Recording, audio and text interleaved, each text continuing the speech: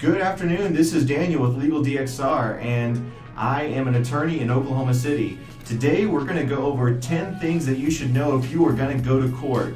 And it's pretty simple, pretty concise. So again, I'm out of Oklahoma City. My name is Daniel Resendez, and the name of my firm is Legal DXR. Today I've got with us Mr. Al Wheeler, and he has plenty of experience as well. Mr. Wheeler, go ahead and tell us a little bit about yourself. Sure, my name's Al Wheeler. My full name is actually Albert L. Wheeler III if you're going to email me or me on the internet. All right. Go ahead. Yes, thank you. We're out here in King County, Washington, and we're helping the folks up in Western Washington with their legal problems. All right, so we've got Washington represented, we've got Oklahoma represented, and this is really actually good for anyone throughout the nation. It's not legal advice, it's just stuff that you need to know if you're going to go to court. So let's jump right in there. Number one, when you go to court, make sure that you say your honor.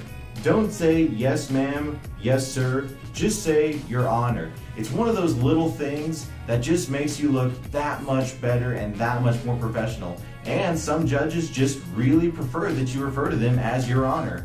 Number two, why don't you go ahead and tell us, Mr. Wheeler? You know, when you're going to court, you need to keep in mind the demeanor and attire that you're having. And what I mean by that is, when you talk to the court and the judge and the staff, you need to look directly at them and make eye contact and smile and answer their questions directly. Also, what you wear is important. You don't necessarily have to wear a coat and tie, but you need to look clean, and your clothing needs to be nice and presentable. So don't wear a t-shirt with writing on it. Wear a nice button-up shirt, and no hats, please.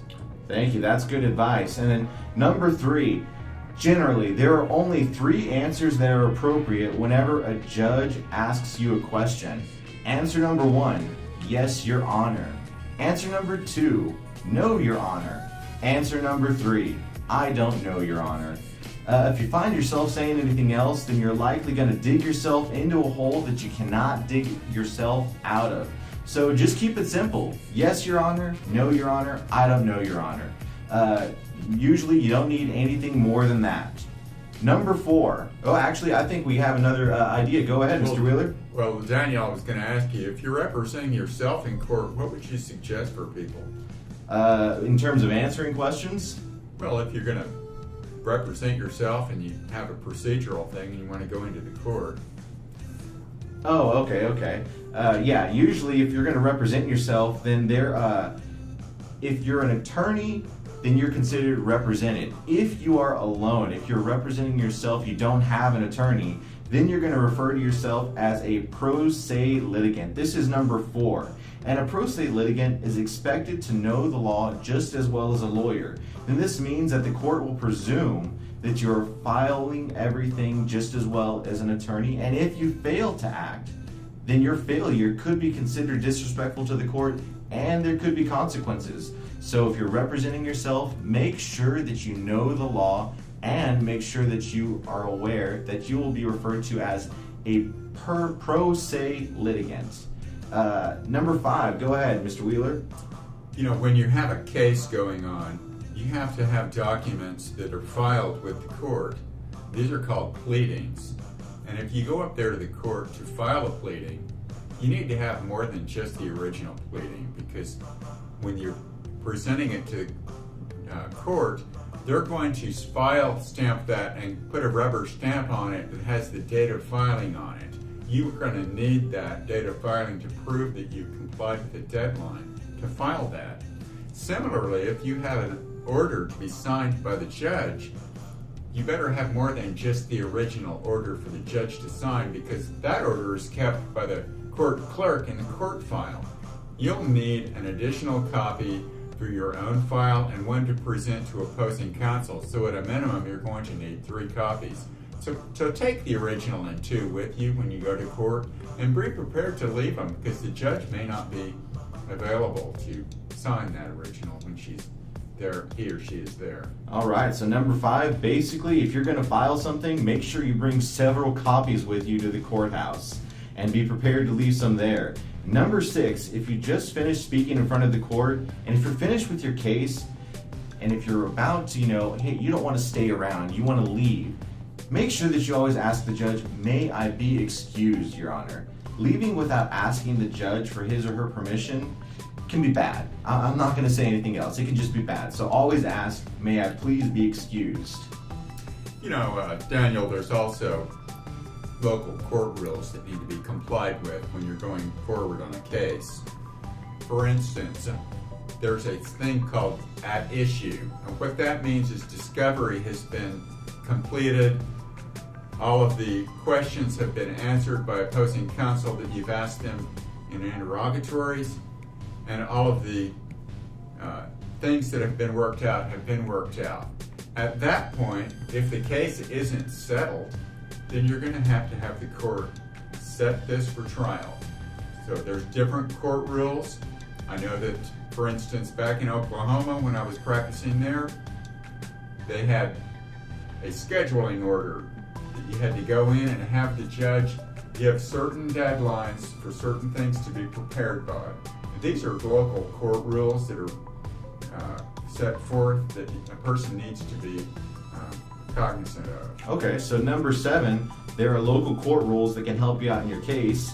And if you want a copy of those rules, then call the courthouse and see if they can give you a web address so that way you can view those rules online. And also, some of those explanations of rules that are available will explain the terms, such as interrogatories, discovery. So yeah, definitely number 7, check out those local court rules. Number 8, it's a great idea to get to know the judge's staff and make sure to treat them just as good as you would a judge. The staff can help you get signatures in a timely manner and can help you with scheduling issues. So that staff is pivotal to your case. In simple, be nice. Number 9, find a perfect balance of niceness and defensiveness when speaking with opposing counsel.